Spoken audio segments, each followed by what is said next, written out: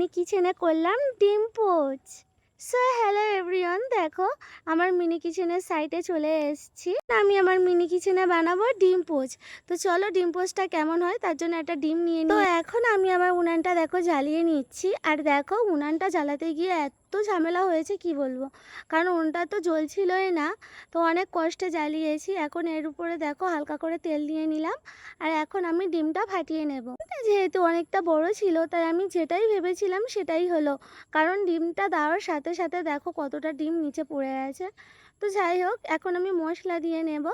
আর এখন দেখো লঙ্কা, লবণ, হলুদ সমস্ত কিছু দিয়ে নিচ্ছি। আর তার উপরে হালকা করে পেঁয়াজ ছিটিয়ে দেবো যাতে একটু টেস্টি হয়। তো দেখো কত সুন্দর কালারটা এসছে ডিম ভাজার।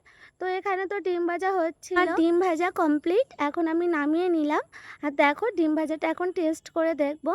তো দেখো ডিম ভাজা টেস্ট করতে গিয়ে তো আমার পড়ে গেল। তো ডিম ভাজাটা হয়েছিল খুব সুন্দর।